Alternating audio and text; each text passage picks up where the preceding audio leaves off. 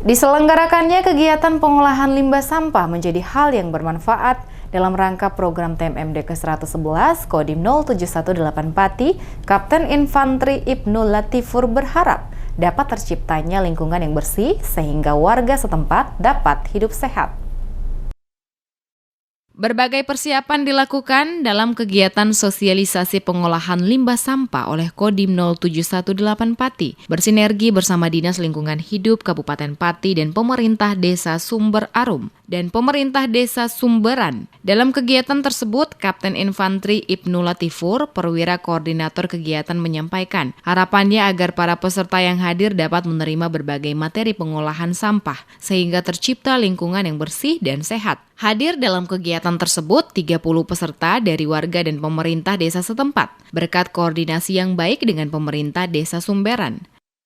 Untuk kegiatan hari ini merupakan salah satu dari kegiatan non-fisik, yaitu tentang sosialisasi penanganan limbah atau sampah rumah tangga.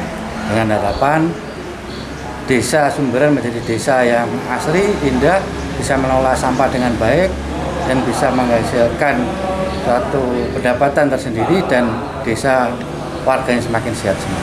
Persiapan sebelumnya kami koordinasi dengan pihak narasumber yaitu dari LH dan juga koordinasi dengan pihak desa sendiri dalam berkaitan tempat dan audien.